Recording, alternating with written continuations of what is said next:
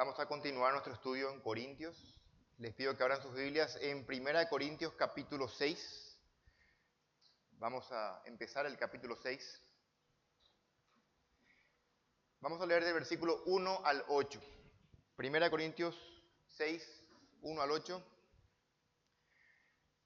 ¿Osa alguno de vosotros, cuando tiene algo contra otro, ir a juicio delante de los injustos y no delante de los santos? ¿O no sabéis que los santos han de juzgar al mundo? Y si el mundo ha de ser juzgado por vosotros, ¿sois indignos de juzgar cosas muy pequeñas? ¿O no sabéis que hemos de juzgar a los ángeles? ¿Cuánto más las cosas de esta vida? Si pues tenéis juicio sobre cosas de esta vida, ¿ponéis para juzgar a los que son de menor estima en la iglesia? Para avergonzaros lo digo, pues que no hay entre vosotros sabio ni aun uno que pueda juzgar entre sus hermanos, sino que el hermano con el hermano pleitea en juicio, y esto ante los incrédulos. Así que, por cierto, es ya una falta en vosotros que tengáis pleitos entre vosotros mismos. ¿Por qué no sufrís más bien el agravio? ¿Por qué no sufrís más bien el ser defraudados? Pero vosotros cometéis el agravio y defraudáis, y esto a los hermanos. Pablo aquí trata un tema bastante común de la vida cotidiana, que es cuando los creyentes hacen negocios juntos. ¿Y qué pasa cuando sale mal el negocio? ¿Qué pasa cuando un creyente, por algún motivo, quita ventaja del acuerdo, no cumple el acuerdo prometido? Se pueden acusar de estafas, ser defraudado, lesión de confianza. Son cuestiones muy desagradables. Por ese motivo, algunos cristianos, o muchos cristianos, prefieren no trabajar con hermanos, sino con incrédulos. Aunque, como vamos a ver esta mañana, eso también es incorrecto. No es correcto huir, sino que el modelo correcto lo presenta aquí Pablo. Pablo nunca va a decir eviten trabajar con creyentes. Pero ciertamente trabajar con creyentes conlleva el riesgo, y es una realidad, de que va a haber problemas. Problemas al punto de ir a los tribunales. Y ese es el caso justamente en Corinto. Había creyentes que tenían pleitos, y pleitos que no se resolvían, así que tenían que ir a los tribunales incrédulos, mundanos, para poder zanjar o solucionar la situación. Ahora, ¿cuál es el problema de esto? Y el problema es que viola un montón de principios bíblicos, deshonra al Evangelio, deshonra a Dios, mancha a la iglesia. Y para colmo, el problema no se soluciona, sino que se agrava. Y lo que Pablo va a hacer aquí es, de vuelta, utilizando la escatología, Pablo va a mostrar que eso debe impactar, el futuro debe impactar el presente de la conducta, al punto de que ellos estaban no solamente actuando de forma atrevida, sino que también vergonzosa e ignorante. El cristianismo existe para impregnar la sociedad, para influenciarlo y llevarlo a Cristo, al Evangelio. Pero Pablo entendía que en Corinto ocurría lo contrario. Era el mundo que estaba entrando en Corinto. El mundo estaba influenciándolo bastante. Y una prueba de eso es no solamente la influencia de la retórica, sino también de los litigios, las demandas. Los griegos tenían la costumbre o el hobby, podemos decir, hasta inclusive el afán de asistir a los pleitos que se daban en los lugares públicos, a las demandas, tal como vos y yo hoy día disfrutamos de una película de abogados, de fiscales. Nos interesa escuchar justamente cuántas películas se han hecho en base al guión de un problema en un juicio. Bueno, en la antigüedad no había Netflix, no había películas, pero sí había como un pasatiempo muy agradable para los griegos ir a escuchar los tribunales, ir a ver el juicio y ser curioso, opinar. Algunos de estas personas, estos griegos, habían escuchado el Evangelio y habían creído y habían entrado a la iglesia. El problema es que habían entrado con sus viejos hábitos. Así que, ¿qué pasa cuando este nuevo creyente tiene un problema? Recurre a sus viejos hábitos de ir y llevar sus pleitos a los tribunales. Y es precisamente lo que Pablo va a corregir cuando el mundo entra a la iglesia. Cuando la cultura, escuchen hermanos, esto tiene muchas implicaciones prácticas. Cuando la cultura pega fuerte, y sí que lo pega, hace que los pecados para nosotros se normalicen. Y sea mucho más fácil pecar cuando es algo cultural. Para nosotros es muy fácil identificar los pecados bíblicos, la idolatría al becerro de oro. Pero cuando se trata de un pecado de la cultura, no es tan sencillo, porque la mayoría lo hace. Nosotros hoy día no adoramos estatuas, pero podemos cometer idolatría de otra forma, priorizando pasatiempos, estando más tiempo en las redes que, por ejemplo, en la palabra de Dios. En fin, vamos a darnos cuenta que lo que la cultura hace tiene un gran impacto. Y es lo que Pablo detectó en Corinto y les escribió esta porción enorme. Muy útil, por cierto. Que va, y Dios quiera que aplique a nuestros corazones para regular nuestra conducta en el modo en que solucionamos los pleitos y los conflictos. Vamos a, antes de iniciar, voy a decir el título del sermón esta mañana y luego vamos a orar.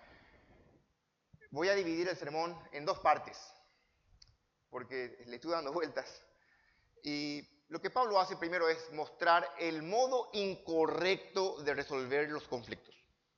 3 puntos para aclarar, 3 argumentos que Pablo utiliza para demostrar el modo incorrecto del que cómo no hay que solucionar los problemas. Y luego Pablo concluye con el modo correcto según la norma cristiana, según Cristo. La forma correcta de que un cristiano tiene que resolver los conflictos.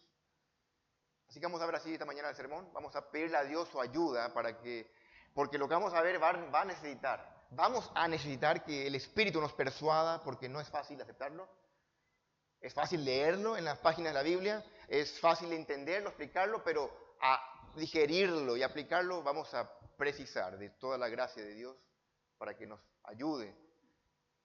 Padre, muchas gracias por esta mañana, por tu palabra, Señor, que estamos abriendo con libertad. Queremos acercarnos a ella con temor reverente, temblando, Señor, y con humildad, para recibir lo que tú tienes que decirnos. Sabemos que no es fácil, porque va contra nuestra intuición, va contra lo que la cultura dice, va contra lo que el corazón justiciero quiere hacer. Pero queremos, Señor, hacerlo tu voluntad, no la nuestra. Ayúdanos, Señor, con tu palabra, persuade a cada corazón, que tu Espíritu aplique las verdades esta mañana en Cristo Jesús. Amén. Bueno, hermanos, Pablo ya viene hablando en el capítulo 5 de que él estaba impresionado, decepcionado del desastre moral, el fracaso moral de Corinto en la iglesia por no juzgar a este impío que estaba viviendo allí en pecado. Como un contraste, ellos no estaban juzgando este pecado en la congregación y estaban llevando a sus hermanos en Cristo ante incrédulos para juzgarlos. Qué notable. Es un contraste enorme. Así que lo que vamos a ver ahora en primera parte es el modo incorrecto de reaccionar ante los pleitos o injusticias. Primer punto, Pablo va a decir que el modo incorrecto es el atrevimiento de acudir ante los incrédulos. En segundo lugar, la ignorancia del futuro de la iglesia. Y en tercer lugar, el vergonzoso hecho de pelearse frente a los incrédulos. Versículo 1. El atrevimiento de acudir ante los incrédulos. Dice Pablo, ¿Osa alguno de vosotros, cuando tiene algo contra otro, ir a juicio delante de los injustos y no delante de los santos? Ese osa puede ser traducido, ¿cómo se atreve? Pablo usa una palabra muy fuerte, el clímax ha cambiado. Desde el capítulo 4, donde Pablo estaba siendo muy paternal, esto no escribo para avergonzaros, hermanos. Pablo aquí cambia el clímax, está siendo mucho más enfático. ¿Cómo se atreve, dice Pablo, osa alguno de llevar el problema fuera de la familia? Algo que ocurre dentro, quitarlo afuera. Dice la nueva versión de las Américas, ¿se atreve alguno de ustedes cuando tiene algo contra su prójimo ir a juicio ante los incrédulos y no ante los santos? Esta palabra atreverse aparece como un primero en la oración para marcar el énfasis. Igual que en el capítulo 5 hay conmoción, hay indignación de Pablo por el comportamiento que tenía la iglesia. No puede pensar, no puede digerir Pablo el hecho de que esta iglesia no estaba dispuesta a juzgar al pecador inmoral del capítulo 5, pero estaba dispuesta, muy dispuesta, a llevar los problemas entre ellos ante un tribunal incrédulo, ante incrédulos. Si alguno de ustedes tiene pleito contra otro, la Reina Valera traduce ese modismo griego para designar lo que son litigios civiles, o sería demandas ante tribunales. Yo no sé si alguna vez usted demandó a alguien o recibió una demanda. A nosotros nos asusta y debería ser así, porque esto no es normal. Llegar hasta esa instancia es porque los conflictos han avanzado bastante, han escalado. De cualquier manera, la preocupación de Pablo es esa falta de discernimiento de la iglesia. No solamente ellos caen en un descrédito ante los ojos de Dios, sino ahora también ante los ojos del mundo. Están perdiendo el impacto, la influencia, el testimonio. Imagínense. Termina la demanda y le dice, señor juez, el culto empieza mañana a las 9. ¿Cómo? ¿Cómo va a invitar? ¿Con qué autoridad moral pueden ellos actuar de esa forma? Pablo sabía que los que estaban haciendo los corintios estaban dañando el testimonio de la iglesia de una forma que ellos no estaban dimensionando. ¿Recuerdan que habíamos dicho nosotros que la sabiduría de Dios es más que la sabiduría del mundo? Pero ellos, despreciando la sabiduría de Dios, iban en busca de la sabiduría del mundo. Y no estaban entendiendo esto. Al hacerlo hay tantas implicaciones. Es dar la espalda a Dios. Mira, Dios no me satisface tu sabiduría. Voy en busca de lo que el mundo pueda darme.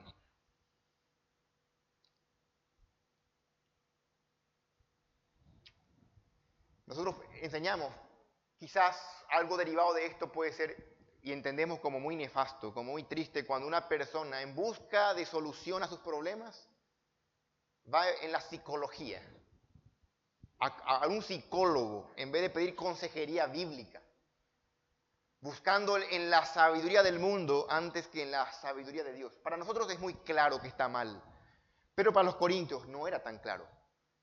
Es porque justamente se llaman los pecados de la época, los pecados culturales. Hacen que se normalicen las conductas y el discernimiento no distinga tan fácilmente. Hermanos, tenemos que hilar fino, tenemos que estar diariamente en contacto con las Escrituras para ver la perspectiva de Dios, porque nosotros fácilmente nos nublamos. Aquí hay muchos principios. Nosotros no podemos aceptar como bueno lo que la mayoría hace o como malo lo que la mayoría rechaza. No podemos aceptar una práctica porque está de moda o porque inclusive el gobierno la legalizó, porque el gobierno legaliza cualquier cosa. Nosotros aceptamos y basamos nuestra conducta en principios bíblicos, en lo que la Escritura dice. Principios que eran ignorados en la iglesia de Corinto. Permítanme poner un ejemplo pequeño antes de pasar al siguiente punto. Imagínense que en su casa los niños peleen y como siempre los niños acusan, él fue, no, ella fue y se acusan y los padres ¿qué hacen? Bueno, vamos a solucionar este problema. Y llaman a todos los vecinos para que decidan quién es el culpable. Qué terrible, qué falta de sabiduría. Y es precisamente lo que estaba haciendo la iglesia de Corinto. Había un problema interno entre hermanos y en vez de solucionarlo ellos, llaman a los incrédulos para que juzguen qué está pasando allí. Y Pablo dice, qué vergüenza.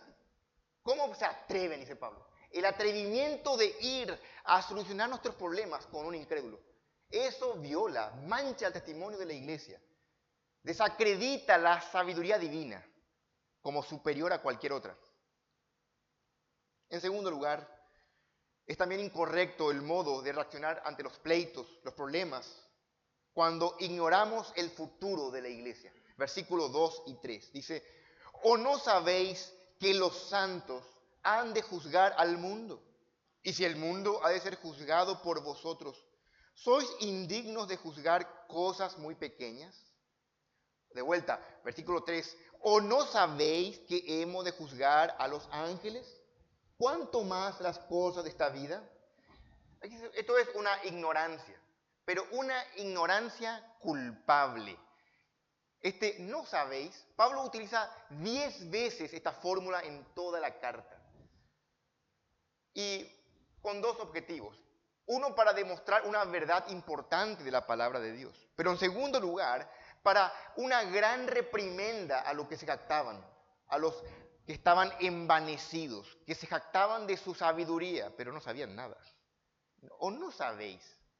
Esto tiene un propósito doble.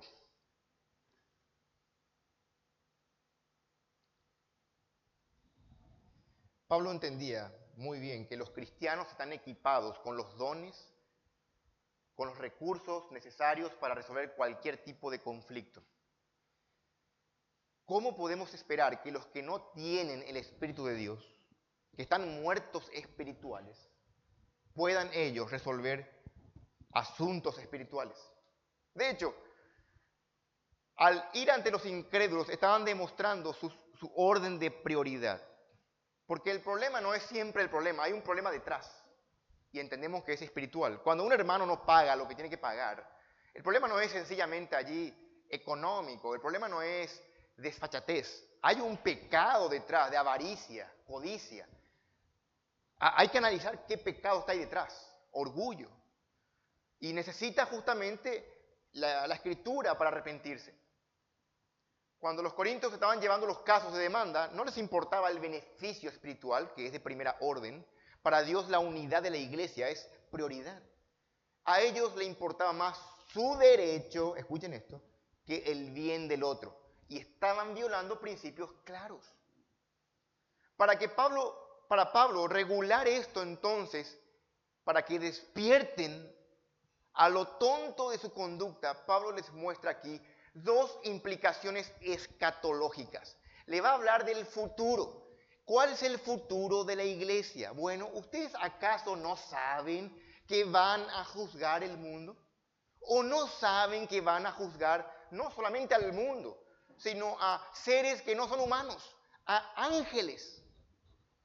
Con esto él quería despertar. Es un llamado fuertísimo de atención. Es notable que Pablo no es la primera vez que lo hace. Cada vez que Pablo quiere marcar la conducta de la iglesia, apela al futuro. Y esto es muy importante porque también en 1 de Juan leemos, el que tiene esta esperanza se santifica. Es la esperanza del futuro, la esperanza de la iglesia hace que en el presente nos santifiquemos. Vean cómo Pablo ya, solamente para un recorrido rápido, en el capítulo 3, Pablo ya había hecho algo semejante. En el 3 al 15, ustedes conocen, dice Pablo, la obra de cada uno se hará manifiesta, porque el día la declarará. Está hablando aquí del futuro. Pues por el fuego será revelada, y la obra de cada uno, cual sea, el fuego la probará. En el capítulo 4 al 6, Pablo dice, pero el que me juzga es el Señor, así que no juzguéis nada antes de tiempo, hasta que venga el Señor, la segunda venida de Cristo, el cual aclarará también lo oculto de las tinieblas y manifestará las intenciones de los corazones. y entonces cada uno recibirá su alabanza de Dios. Noten que Pablo viene haciendo ya esta incursión en la escatología para hablar de la conducta presente. Capítulo 4, versículo 8. Cuando Pablo está siendo sarcástico, cuando Pablo utiliza de ironía, dice Pablo, ya estáis saciados, ya estáis ricos, sin nosotros reináis. Y ojalá reinaseis, para que nosotros reinásemos también juntamente con vosotros. Aquí apelando al reino futuro. En el 5:5, a fin de que el espíritu, hablando aquí del inicuo cuando es echado de la iglesia, a fin de que el espíritu sea salvo en el día del Señor Jesús. Noten cómo Pablo viene usando ya la escatología para regular la conducta. Y aquí en el 6:2 es muy claro. ¿O no sabéis que los santos han de juzgar al mundo? Y si el mundo ha de ser juzgado por vosotros, sois indignos de juzgar cosas muy pequeñas. ¿Noten el contraste? Empieza con un o. Esa es una alternativa cuando habla de un o. Y lo que Pablo está sugiriendo es alguna explicación posible de la conducta de ellos. ¿Por qué será que los corintios actúan de forma tan tonta? ¿Será que acaso no conocen que que los cristianos van a gobernar el mundo, van a juzgar al mundo? Pablo está diciendo, probablemente la explicación es la ignorancia. Pero como está en forma de pregunta, es una ignorancia culpable de una verdad que ya tenía que ser muy clara. Hermanos queridos, nosotros vivimos también por fe, pero por de pronto hay veces vivimos sin fe. Vivimos según la normativa del mundo, de la cultura. Y cuando lo hacemos, olvidamos el futuro. Cada vez que olvidamos el futuro, vivimos el presente como si fuera el todo. Y allí el corazón se desborda en pasiones desordenadas. Es el futuro lo que hace que luchemos contra el pecado, luchemos contra las pasiones. Y vas a encontrar esto en Hebreos, vas a leer muchísimo. Que ellos, por ejemplo, rechazaron la ciudad. Moisés rechazó el palacio, vivir en el palacio de Faraón, porque tenía su mirada puesta en el galardón, allá arriba, en la esperanza.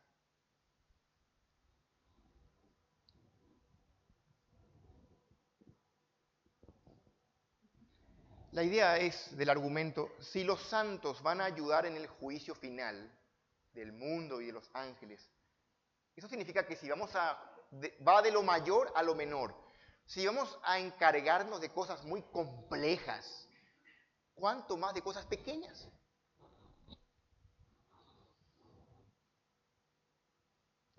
Por cierto, la norma con la cual se va a juzgar al mundo y a los ángeles no va a ser con algo nuevo, sino siempre las escrituras. Siempre es los principios bíblicos. No hay algo nuevo. Cielo y la tierra pasarán, pero su palabra no va a pasar. La palabra de Dios es inmutable, hermanos. Es importante por eso que nosotros tengamos en cuenta que ahora en el presente podemos vivir conforme a las escrituras, sabiendo que las escrituras van a ser usadas para juzgar a todo el mundo.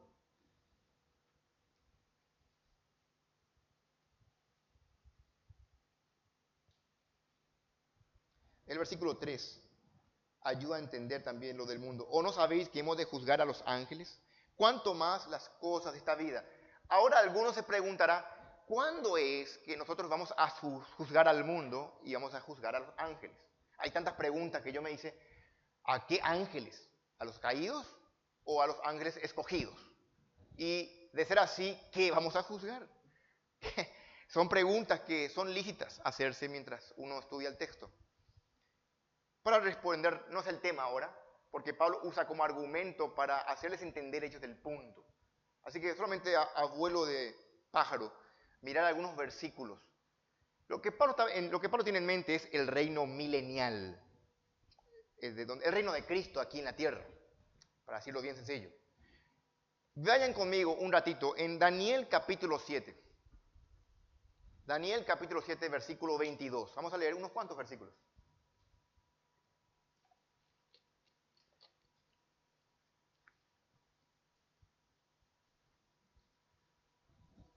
Dice así Daniel, hasta que vino el anciano de días y se dio el juicio a los santos del Altísimo. Y llegó el tiempo y los santos recibieron el reino. Noten eso. Ahora, ¿de qué reino está hablando? Vayamos un rato a Apocalipsis para ver unos cuantos versos. Apocalipsis capítulo 2, versículo 26 y 27. Apocalipsis capítulo 2, versículo 26 y 27. Vamos a quedarnos en Apocalipsis un ratito, así que puedes ir allí.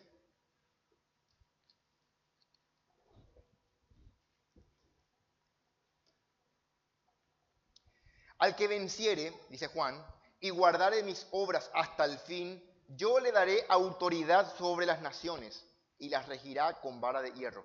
Entre paréntesis, cuando hablamos de que vamos a juzgar, la Biblia utiliza ese término no solamente como jueces, sino como autoridad. Eso se da en los Salmos, se da en varias partes de las Escrituras como algo intercambiable, juzgar o gobernar.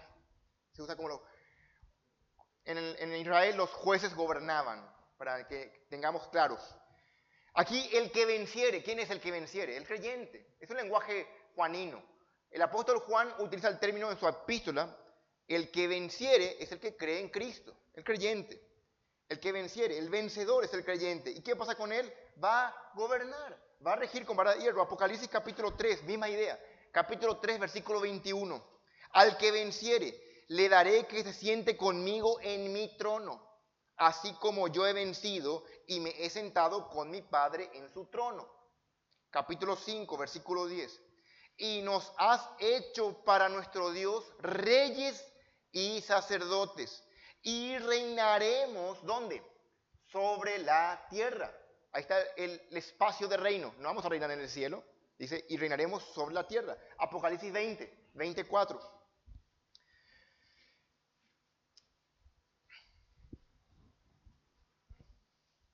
Y vi tronos, y se sentaron sobre ellos los que recibieron facultad de juzgar.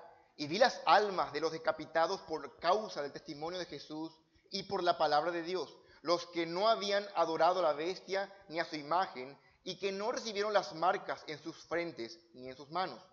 Y vivieron y reinaron con Cristo 1000 años. Versículo 6. Bienaventurado y santo el que tiene parte en la primera resurrección.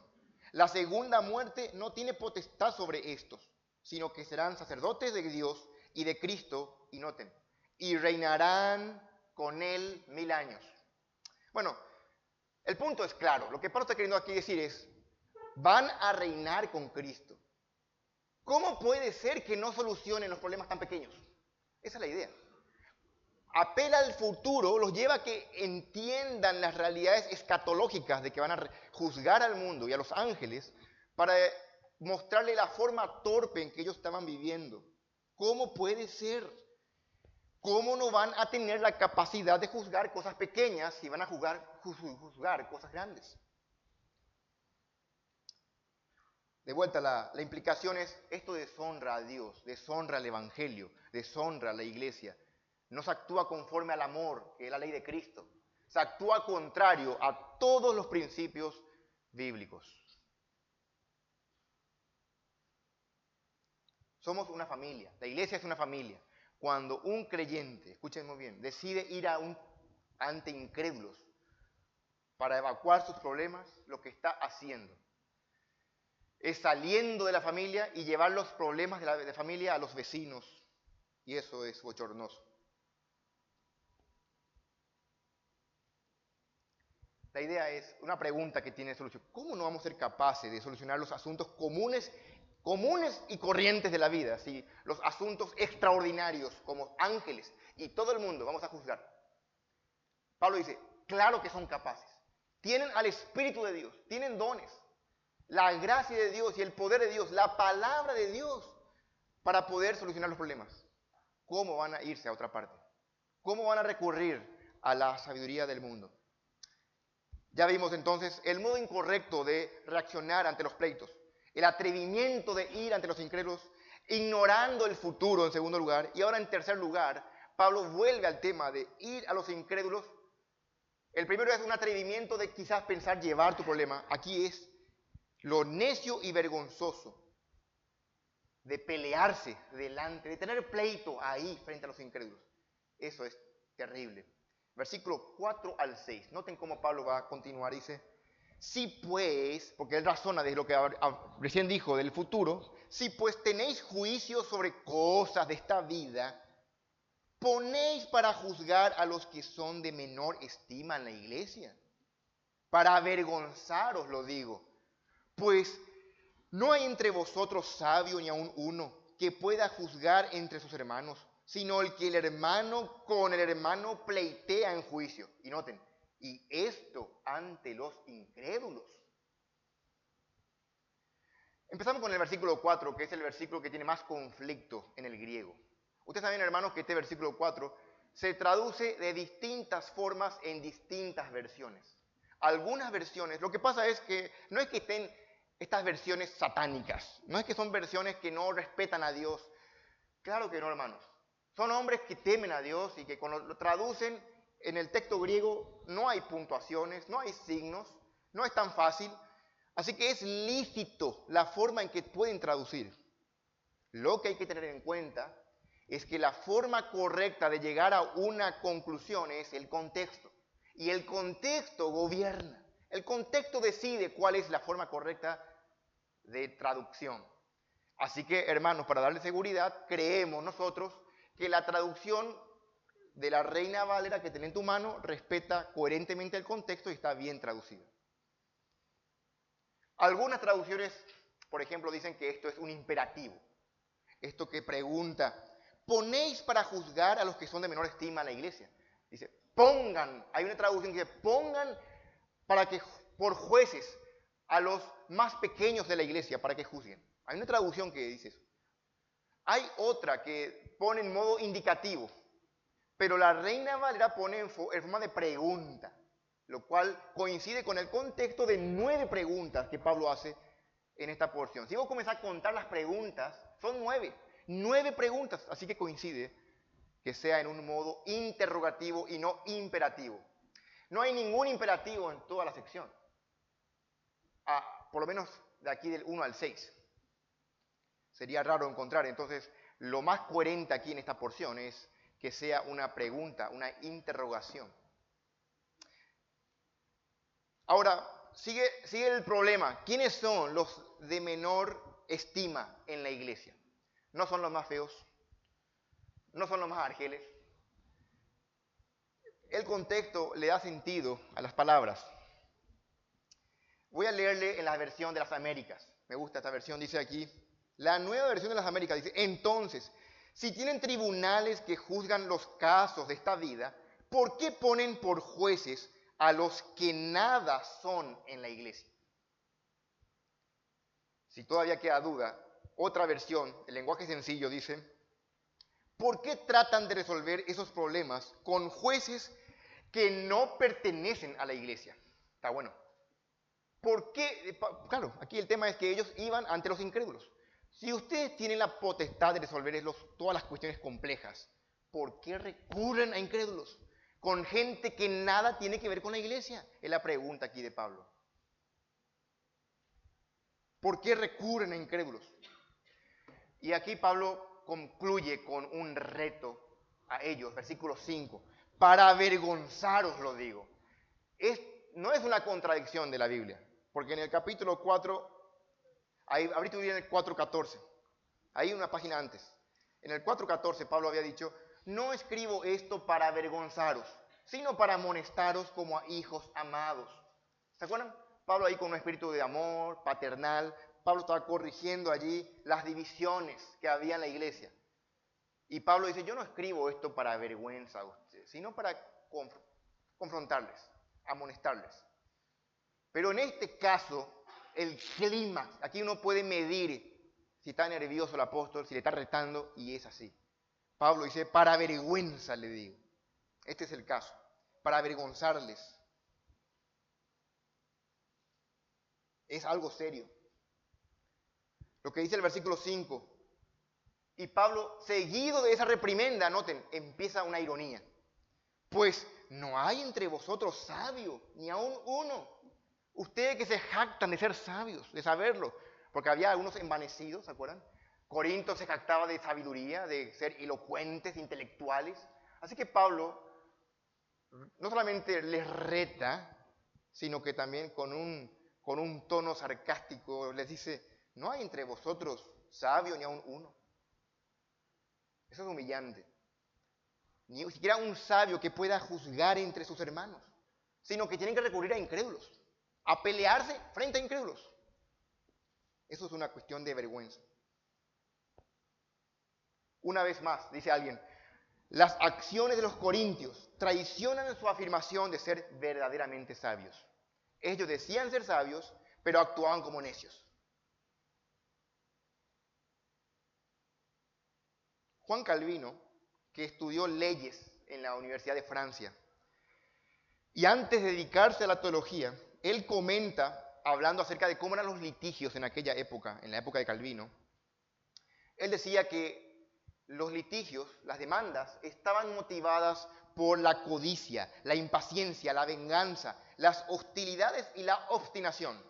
Y cita Calvino, él escribe, por cierto, cada vez que las demandas proliferan o cuando las partes obstinadamente quieren saldar sus cuentas, apelando a todo el rigor de la ley, es más obvio que sus corazones están ardiendo de injusticia, codicia, y que no están preparados para adoptar una actitud serena y a soportar la injusticia como lo manda Cristo. Fin de la cita.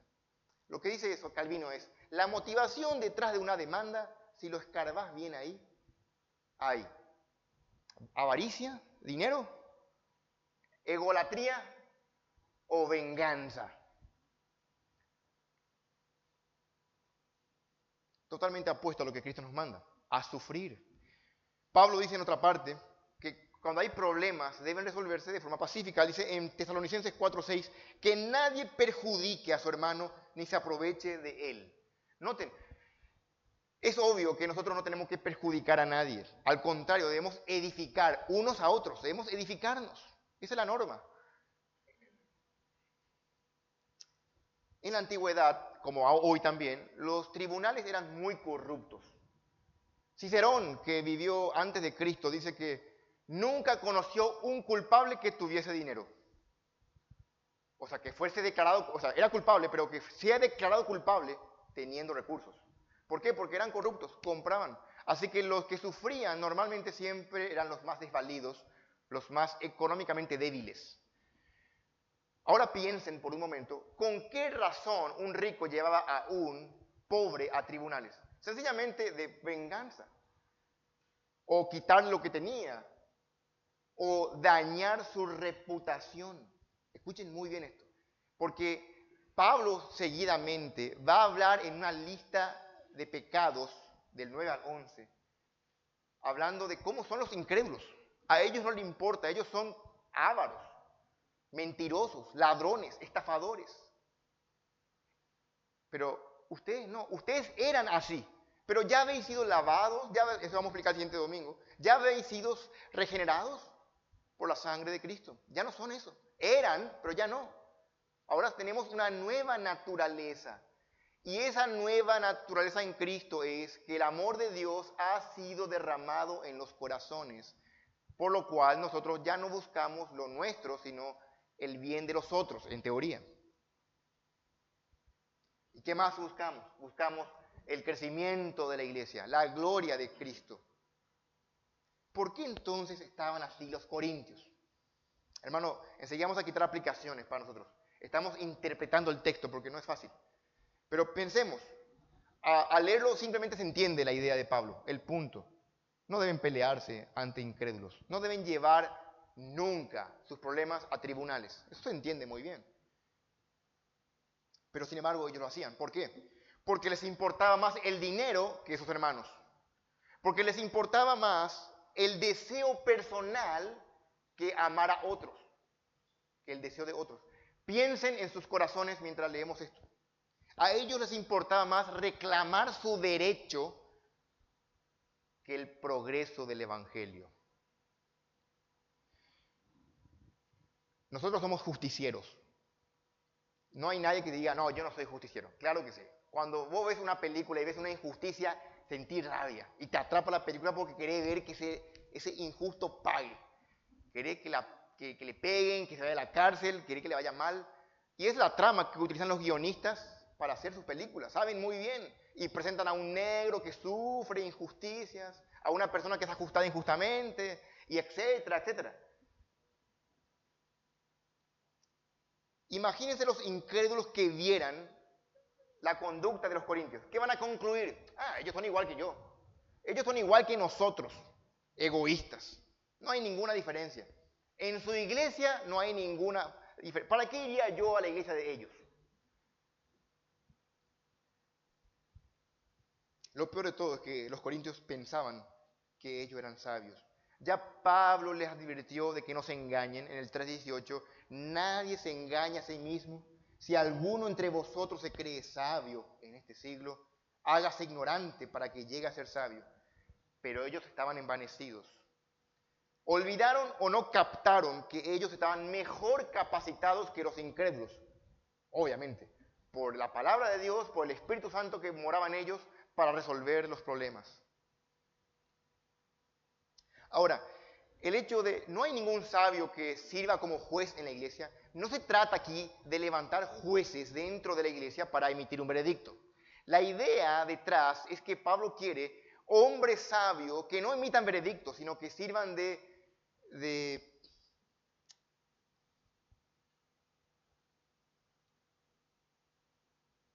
árbitros en un sentido en busca de la paz. Aquí la idea es la paz, un armisticio, no hay veredicto culpable, no culpable. Aquí se busca siempre, desde el punto de vista espiritual, el bien de la iglesia, la gloria de Dios. El hermano que pecó, su restauración, no crucificarle. El mundo pretende enviar condenas, condenar al culpable, perjudicarlo, mancharlo ante la sociedad. Aquí no es la venganza, sino el sabio actúa como un mediador. ¿Qué pasa cuando vos te enteras que dos hermanos están en pleito? Obviamente vas a poner no tu opinión, sino la palabra de Dios en medio. Y noten que no está hablando aquí de pastores. Pablo no menciona pastores porque cualquier hermano en un sentido puede servir si usa la palabra de Dios como un mediador de conflicto. Obviamente después está el canal correspondiente. Si el hermano no quiere, ese tiene que recurrir al siguiente medio. Recordarán ustedes que Mateo 18 plantea los pasos de resolución de conflictos. Si no te oyere, lleva testigos. Si no lo lleva testigos, dilo a la iglesia. Y es justamente lo que Pablo está diciendo.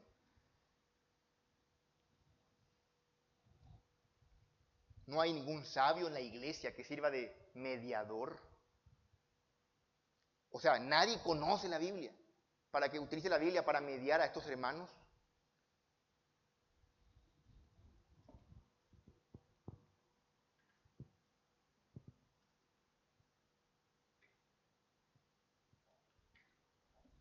Cuando un cristiano decide llevar su causa, escuchen, yo no sé hermanos, imagínense, vamos a comprar un terreno que vale 60 millones y te estafan.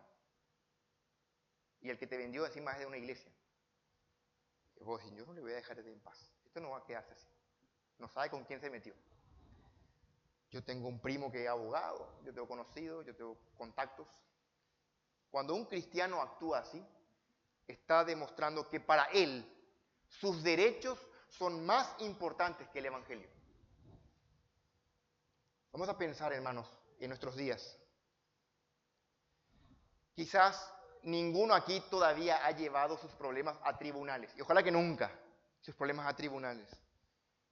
Quizás no en el asunto legal, pero igual, escuchá bien hermano, igual vos estás violando los principios bíblicos si vos llevas tus problemas a los incrédulos.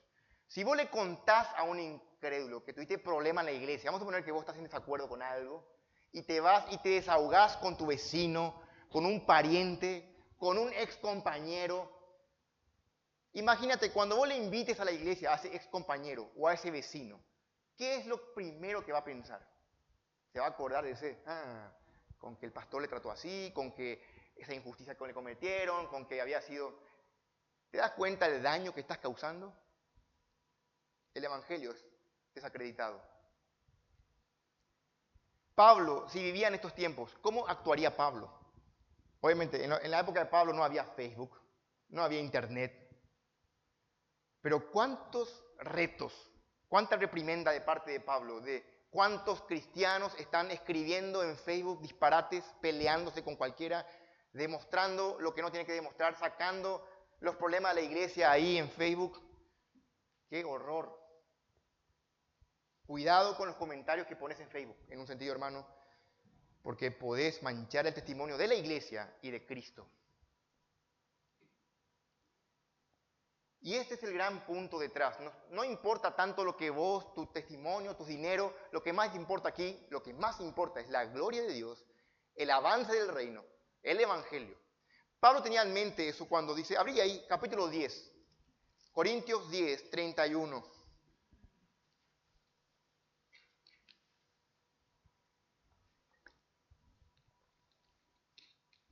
Dice Pablo, si pues coméis o bebéis o hacéis otra cosa, hacedlo todo para la gloria de Dios. Todos conocemos ese versículo, ¿verdad?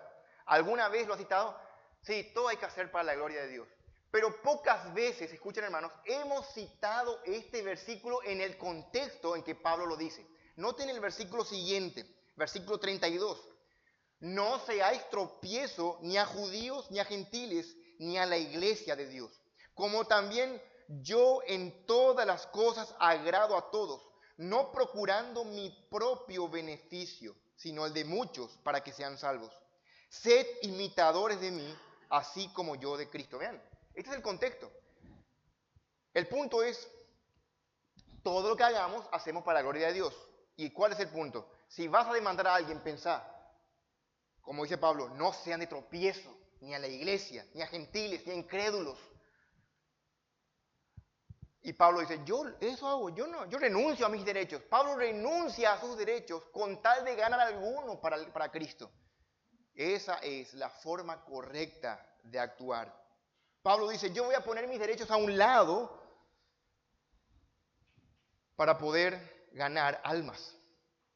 Imagínense, hermanos, ¿qué iba a pasar si Cristo, esto escuché de un predicador y lo tomo, ¿qué iba a pasar si Cristo hubiese hecho valer sus derechos delante de Poncio Pilato? Cristo era inocente. Y Poncio Pilato le hace preguntas. Y Cristo hace valer sus derechos. ¿Qué iba a pasar de nosotros? Hermanos, estaríamos perdidos eternamente. Es precisamente esa abnegación de Cristo. Cayó por amor. Y nosotros somos, dice Pablo, sean imitadores de mí como yo de Cristo. Pablo imita a Cristo. Nosotros, si decimos que le conocemos, debemos andar como él anduvo. Esta es la regla cristiana, imitar a Cristo. Y esto es renunciar a nuestros derechos. Y esto no es fácil, hermanos, esto es muy difícil. Por eso dije al inicio, vamos a necesitar toda la ayuda de la gracia de Dios para poder vivir este tipo de vida. La vida cristiana se vive en el Espíritu, no en nuestras fuerzas. Nosotros si vivimos en nuestras fuerzas, somos justicieros, vengativos. Lo que pasa es que la ira del hombre no obra la justicia de Dios. Nosotros tenemos que someternos a Dios. Así que fue por amor a nuestras almas que el Señor rehusó sus derechos, permitió ser condenado injustamente a pesar de ser inocente, para que vos y yo fuésemos salvos. Como dice Filipenses, Él no tomó sus derechos como algo a que aferrarse, sino que lo puso a un lado para nuestra salvación. Y nosotros, que hemos sido salvos con ese acto de amor y de gracia, ¿qué haremos? ¿Cómo viviremos ahora que sabemos eso? Hermanos, de igual forma, los cristianos tenemos que vivir como nuestro Señor, renunciando a nuestro derecho. Y eso nos lleva al último punto del sermón, que es, ¿cuál es el modo correcto entonces de resolver los conflictos? Versículos 7 y 8. La respuesta es sufriendo el agravio. Dice allí Pablo, así que, por cierto, es ya una falta en vosotros que tengáis pleitos entre vosotros mismos. ¿por qué no sufrís más bien el agravio? ¿Por qué no sufrís más bien el ser defraudados? Pero vosotros cometéis el agravio y defraudáis, y esto a los hermanos. Cuando estaba estudiando el texto, yo estaba buscando la respuesta de cuál es la forma correcta. Y cuando Pablo dice sufrir, sufrir, salteé todo eso, buscando que diga algo más, no sé, algún principio. Y Pablo termina allí su punto y que no puede ser. Humanamente tiene que haber algo más. ¿Cómo que eso es la forma correcta? Humanamente yo rechacé esta respuesta. O sea, puse ahí a un lado, un ratito, esperaba allí y seguí buscando porque tenía que haber algo más. Pero no, hermano.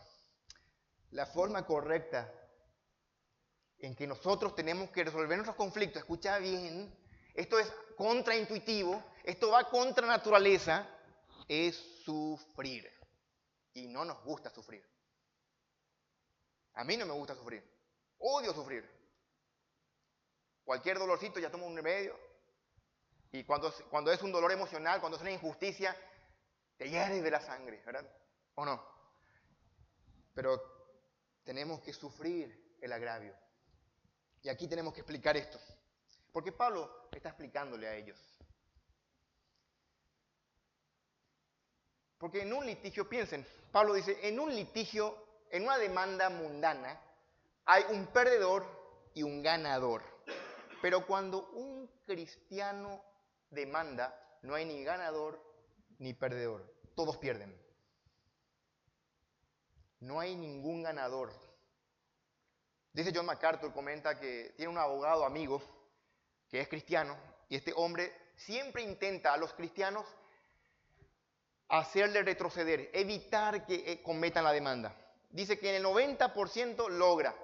Y dice él, he visto, dice este abogado, cómo Dios bendice y bendice el doble, el triple a estos hombres que son fieles. Pero así también a este porcentaje, el 10% que insiste en querer demandar y demanda, a pesar de que ganen o pierdan, vi amargura en sus corazones, en sus vidas, porque han ido en contra de lo que Dios dice.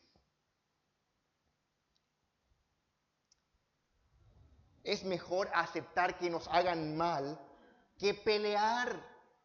Esto va contrario a todo lo que yo soy. A mí me encanta ganar discusiones, nos encanta a todos. Y a ellos, a los corintios que eran fascinados por la elocuencia, los debates. Y Pablo dice, no, pierdan. Aquí está en juego el evangelio, que es más importante que tus derechos.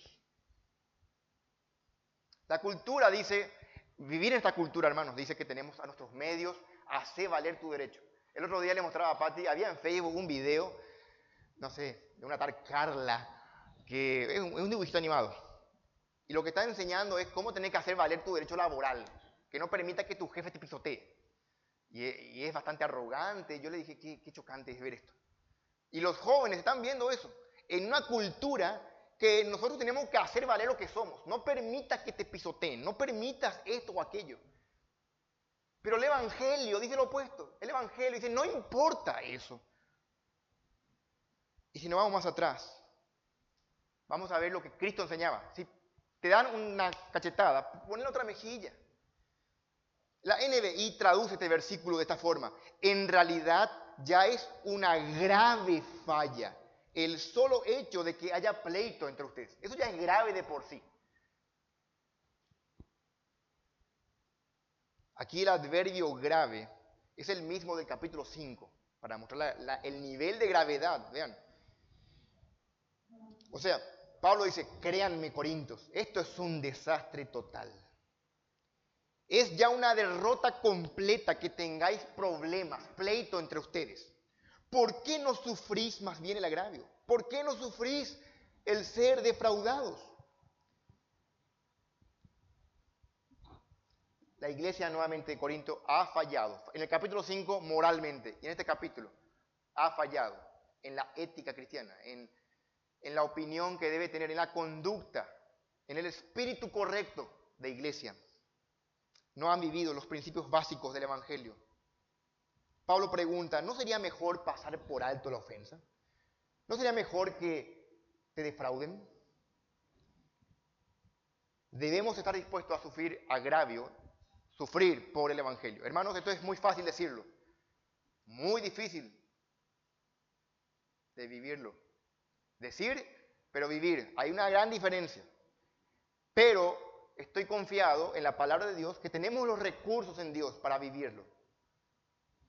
Dice John MacArthur, me gusta esto, lo puse aquí.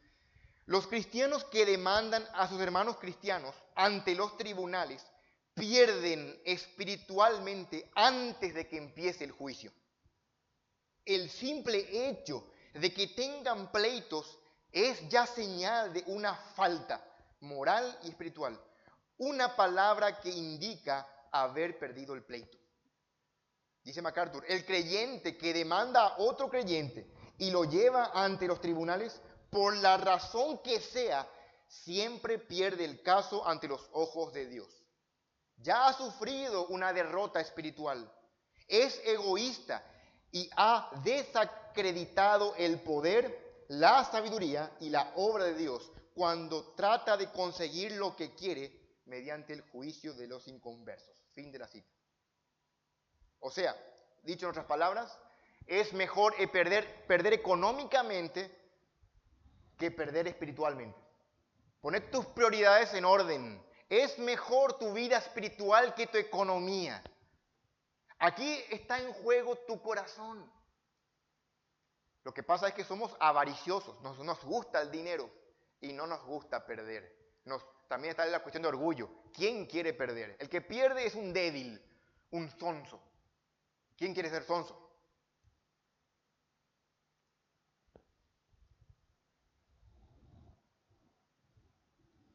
¿Qué pasa si un creyente nos estafa o lesiona la confianza? ¿Ustedes saben que la lesión de confianza es penado por ley? Porque es algo muy difícil de medir. Vos confías en alguien, depositas tu confianza y te rompe la confianza. Eso duele. Duele y eso es ser defraudado. Está penado por ley. Y un ejemplo de eso es la estafa. Vos confías, envías el dinero y te tomaron en el pelo. Uno puede esperar del mundo impío eso, pero de un creyente. No se preocupen, hermanos, yo sé que hay muchas preguntas, o sea que yo sé que tiene muchas preguntas, de casos y casos. Vamos a tratar de explicarlos enseguida. Por de pronto vamos a establecer el principio normativo de cómo es que se conduce un creyente, según Cristo, ¿está bien? Para luego, teniendo bien claro este principio, mirar cada rato el principio para quitar aplicaciones. Porque hay muchos casos que se presentan en la iglesia. Y cada caso se soluciona de forma diferente, ¿está bien? Pero no se viola nunca el principio normativo. Y ese principio es que Dios nos llama a sufrir el agravio antes de pelear. Por varias implicaciones. Y vos digas, ¿y qué pasa si yo le demando dentro de la iglesia? No me voy a ningún... Pero ahí... Y también está mal. Porque está en juego tu corazón. ¿Cuáles son los motivos que te lleva a actuar de cierta forma? Ejemplo, hermanos, miren. Ustedes recordarán, voy a explicar rápido esto. Mateo 18 dice, si tu hermano peca contra ti, ve y repréndele estando tú y él solos. Si te oyere, ahí está el propósito. Has ganado a tu hermano. El propósito no es demostrar quién tiene la razón. Escúchame bien. No es así. Acá es ganarle al hermano. Ese es el propósito. Si no te oyere, lleva testigos. Y si no lleva los testigos, lleva a la iglesia. Este es el proceso. Hay veces, escuchen, hay veces que una persona decide no hacer el proceso de Mateo 18. Y el apóstol Pedro dice que el amor cubrirá multitud de pecados. Entonces un hermano decide amar fervientemente y decide no dejar pasar la ofensa. Siempre está en juego esto. ¿Qué te motiva? Cuando un hermano decide llevar la causa ante los ancianos, llevar la causa de un problema al Mateo 18, ¿es el egoísmo? Si es así está mal. Porque la razón siempre debe ser el beneficio espiritual. No ganar dinero, recuperar tu dinero, el terreno, lo que fuere. Aquí siempre tiene que ser espiritual. Si no lo es, hermano, preocupate por tu corazón, porque está en tu corazón creciendo la avaricia. Y Pablo dice más adelante, no erréis, los avaros no entrarán al reino de los cielos. En Lucas 17, Jesús está enseñando acerca del perdón y los tropiezos. Dice, si tu hermano peca, repréndelo. Y si se arrepiente, perdónalo. Aun si peca contra ti 7 veces en un día, 7 veces, y 7 veces regresa a decirte, me arrepiento, perdónalo. Los fariseos decían que solamente era permitido perdonar hasta 3 veces. Imagínate que alguien habla mal de vos, vos le confrontás y te pide perdón. Pero a la semana siguiente vuelve a hablar mal de vos. ¿Qué haces? Le vuelve a hablar, te pide perdón, le perdonás. Le perdonás como dice la Biblia, enterrás en lo profundo del océano, te olvidas del asunto. Después de 2 meses, vuelve a hablar de vos. Según los fariseos, vean, parece bueno, ¿eh? Trata de ponerte en el zapato de esta persona. Vuelve por tercera vez, reincidente, a hablar mal de vos. Según los fariseos, tenés que perdonarle, y esta es la última. Cristo aquí pone un caso donde dice hasta 7 veces. Pero más adelante Jesús va a enseñar, no hasta 7, sino hasta 70 veces 7. O sea, no lleves la cuenta, es la idea. Cuando los apóstoles escuchan esto, ¿saben cómo reaccionan? Como vos y yo al escuchar esto. Señor, esto es imposible. Vean, dice allí, entonces los apóstoles le dijeron, Señor, aumentanos nuestra fe. No podemos.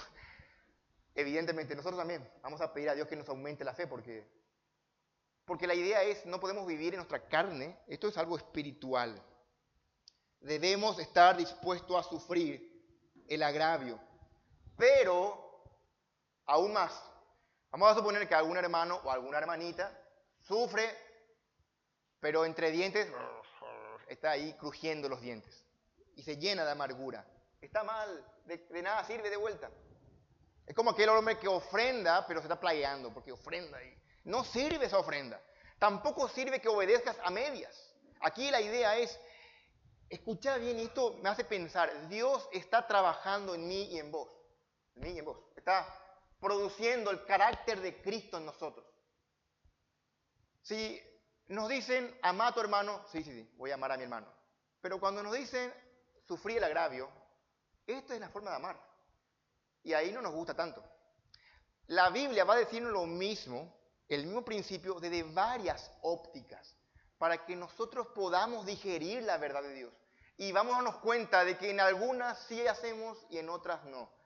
Porque así somos. El pecado está en cada célula de nuestro ser. Y debemos combatir, matar al viejo hombre. Y eso con la ayuda de la palabra de Dios. Así que Pablo aquí comienza a poner este asunto y utiliza este problema de los litigios para explicar una verdad elemental. La forma en que tenemos que resolver los conflictos, los pleitos entre hermanos es sufriendo el agravio. Obviamente esto es ir contra la tendencia del corazón. El corazón quiere justicia. Ojo por ojo, diente por diente. Estaba pensando, hermanos, a mí me molesta cuando la gente me deja en visto. Y cuando me escribe de vuelta, le dejan visto también, a ver si le gusta, ¿verdad? Después de ver este pasaje, obviamente, uno tiene que dejar pasar el agravio. Para algunos es un agravio, que le dejen en visto.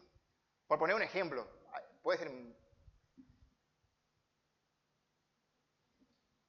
Queremos defender nuestros derechos. Voy a decir otro. Queridos padres, los que tienen hijos, quizás ustedes van a sufrir el agravio, pero cuando se meten con sus hijos, ahí sale Hulk, ¿verdad?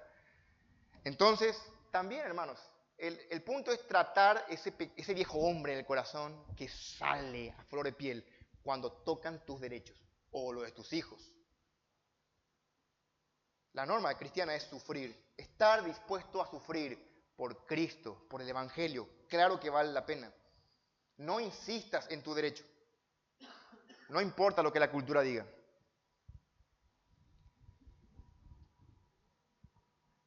Ahora, claro que los problemas van a ser solucionados. Hay un canal en la iglesia para solucionar los conflictos. Y vos tenés que ser lo suficientemente sabio para darte cuenta si ese problema va a afectar la iglesia, debes tomar las medidas. Si está en juego el evangelio, tenés que tomar medidas. Ahora, si no está en juego ni el evangelio, ni la iglesia, sino solamente tus bienes, tu orgullo, ahí orá. Orá a Dios, porque Dios, a fin de cuentas, es el juez que está sobre todo. Gálatas 6:1 puedes leer después la forma, el espíritu correcto de cómo tener que restaurar al hermano. Hermanos, Pablo es un ejemplo. Ve conmigo capítulo 4. Pablo ya hizo eso. Pablo no es que enseña algo que no vive. Él vive lo que está enseñando. Capítulo 4, versículo 12 al 13, dice Pablo, hablando de los apóstoles, nos fatigamos trabajando con nuestras propias manos. Vean, nos maldicen y bendecimos. Padecemos persecución y lo soportamos. Nos difaman y ¿qué hacen? Le demandamos, no, y rogamos. Hemos venido a ser hasta ahora como la escoria del mundo, el desecho a todos. Pablo sabía, él estaba sufriendo injustamente críticas de sus hijos espirituales, de Corinto. Él amaba más, era amado menos por ellos. Noten eso, nos maldicen, bendecimos, padecemos persecución y lo soportamos. Él aplica lo que está enseñando, esa forma de pensar de abnegación que Cristo mismo habló. Permítanme leerles, no abran, pero yo les leo. En Romanos 12, Pablo habla acerca de esto, de la abnegación, de no seas vencido de lo malo, vence con el bien el mal. Dice Pablo, no paguéis a nadie mal por mal. Por el contrario, dice Pablo, procurad lo bueno delante de todos los hombres. Si es posible, en cuanto dependa de vosotros, estad en paz con todos los hombres. No os venguéis vosotros mismos, amados míos, sino dejad lugar a la ira de Dios, porque escrito está, mía es la venganza, yo pagaré, dice el Señor.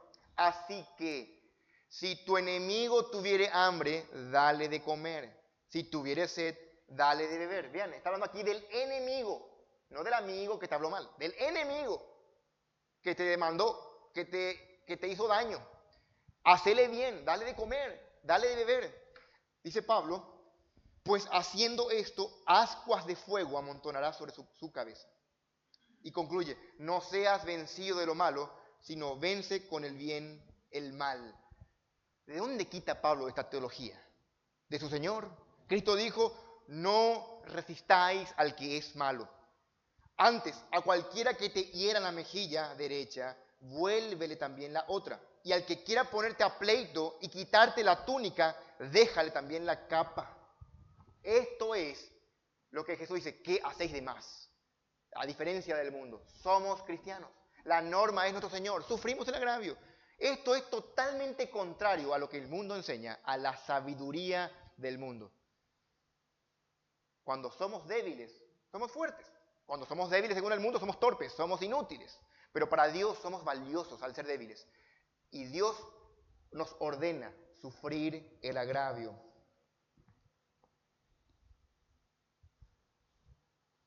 Es mejor entonces ser demandado y perder que demandar y ganar. Es imposible para un cristiano demandar y ganar. Va a perder espiritualmente. Pero los corintios, versículo 8, estaban haciendo lo opuesto. Dice en versículo 8, lean allí, pero vosotros cometéis el agravio y defraudáis, y esto a los hermanos. Esto de defraudar es romper la confianza. ¿Qué pasa? Un hermano te demanda, o sea, un hermano te dañó y vos tenés todos los elementos, los documentos como para ganarle, aplastarle en un tribunal. No lo hagas. No multipliques la maldad. Ya fue suficiente mal lo que él hizo. Somos un cuerpo. Lo que queremos es evitar mayor mal, el crecimiento del mal. Hagamos bien, aunque duela, aunque sea caro. No nos basamos por dinero. No vivimos por el monto que tenés en tu cuenta bancaria. Vivimos por fe, hermano. No somos de este mundo, somos pasajeros. En Lucas, ¿puede abrir para leer conmigo? En Lucas 12, acá hay algo interesante. Una persona le pide a Jesús que le ayude para el tema de la herencia. Lucas 12, 13 al 15.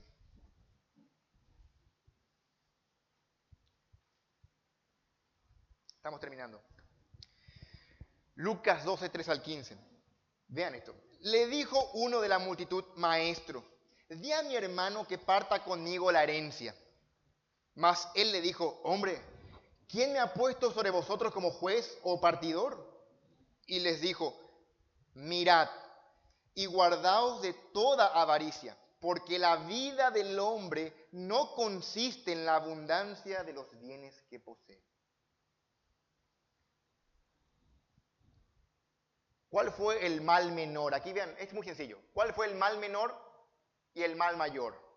¿Qué es lo más grave y lo menos grave? El mal menor fue que el hermano no quería compartir la herencia. Ese fue el mal menor. El mal mayor es la avaricia que estaba brotando en el corazón del hermano que no recibió la herencia. Jesús, ayúdame, mi hermano no me quiere dar la mitad que me corresponde. Déjale. Peor es la avaricia en tu corazón. Eso es lo que dice Cristo. Analizar tus motivaciones con criterio, con cuidado.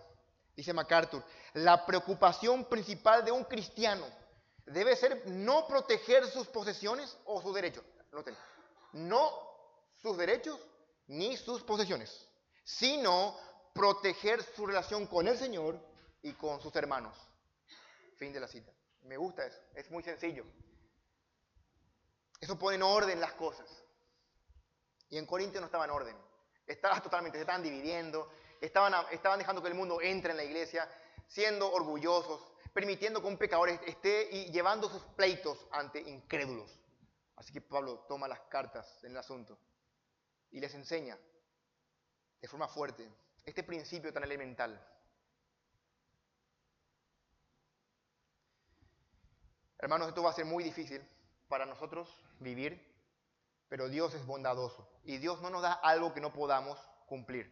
Él no nos manda sin armadura. Él no nos manda al campo sin las herramientas para cumplir su propósito. Y Él ha puesto a nuestro alcance los recursos en su palabra, en su gracia y con la ayuda de su Espíritu para que nosotros vivamos esta vida. Parece difícil, claro que lo es. De hecho, es imposible imitar esta vida para un incrédulo. Aquí se acaba la fachada. Si alguien estaba siendo creyente de fachada, aquí se acaba. Que Dios aplique su palabra sobre nuestros corazones, hermanos, que podamos meditar sobre cómo resolver los conflictos bíblicamente, sufriendo el agravio. Por demás está aclarar que esto no agota, escuchen hermanos, todos los temas relacionados a los conflictos, porque Pablo está aquí enfocándose en el corazón de ellos. Obviamente está la consejería, está el gobierno de la iglesia, los ancianos, obviamente para ayudar a esto. Lo que Pablo aquí está viendo es cómo era el corazón de ellos. Y nosotros, a la luz de eso, podamos examinarnos. ¿Está bien? Amado Dios, gracias por tu palabra, Señor, por esta porción que nos quebranta, que muestra un lado nuestro, que somos vengativos, justicieros, aunque no queramos admitir. Nos cuesta sufrir el agravio, cuesta poner la otra mejilla, Padre, porque probablemente todo el tiempo estamos envanecidos. Probablemente pensamos más de nosotros de lo que debemos pensar. Qué tan útil es, Señor, cuando tu palabra nos mantiene humildes. Humíllanos, Señor, constantemente para agradarte. En Cristo Jesús. Amén.